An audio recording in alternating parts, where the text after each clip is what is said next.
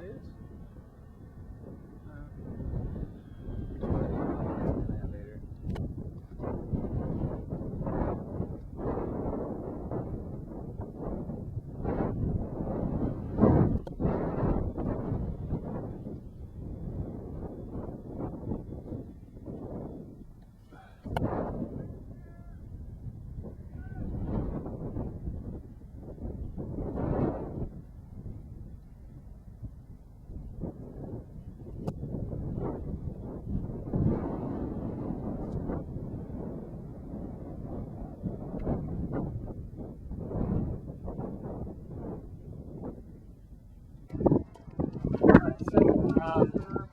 Just like I said, camera's not here. Talk to me. Don't bother about that. You know?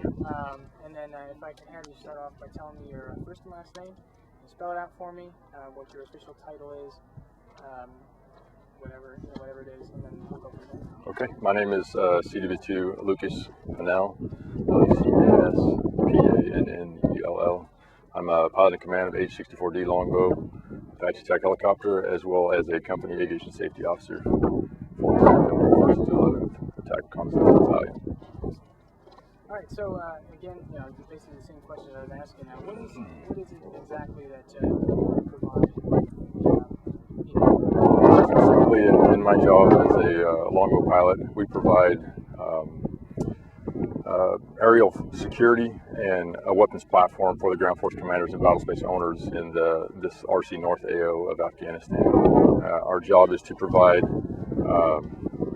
quick and lethal decisive fires upon request from a ground force commander, as well as a presence in the area for any patrols or any operations that the ground force is providing, whether that be ISAF NATO forces or U.S. forces, to include Afghan forces as well. And how long have you been out here? In Afghanistan, we've been out here going on approximately 6 months now. Our unit had to go through a unit training program to validate as a longbow unit with the 1st Cav in Texas prior to coming to Afghanistan. So as a National Guard unit, that involves, that was 4 months of our deployment orders, and so now we're finishing up the rest of our orders, approximately 8.5 months of actual time in Afghanistan. Our unit has been here approximately 6 months so far. How do you feel about what you've done? I'm very happy and pleased with what we've done as a company here in this specific area and as a battalion. We've been able to provide very good support to the ground force commanders. It's been a pleasure to be able to work with our NATO allies, specifically Germany, in this area. We provided aerial security during convoy missions, as well as close combat attacks during engagements that the ground force has been in with the insurgents. You were saying earlier that you flying stuff. Can you tell me a bit about that again? Personally, I grew up flying. My family's been flying, and my dad's a flight instructor, so it kind of was, I guess, in my blood per se, and it's something that I have a passion for.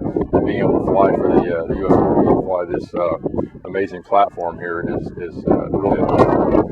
It's a lot of work. I was a maintainer first, I was an armament technician first, and worked my way up from an E1 to now a W2, and a pilot in command of the aircraft. So it's been a wonderful experience, and I look forward to continuing to fly in the future. Yeah, I would say it's a dream come true. It's everybody always wants to fly the Apache. You always see that as promotional videos for the Army. To be able to be one of those aviators that flies the Apache, it's an amazing platform.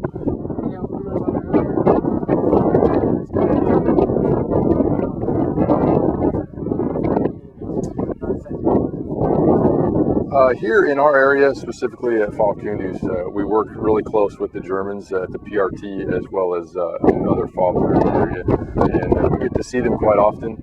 We have little events here, for morale with our ISAF partners, and it's really neat to be able to talk to them on the radio, and as well come back to the DFAC or come back and have, let's say, a barbecue or whatever.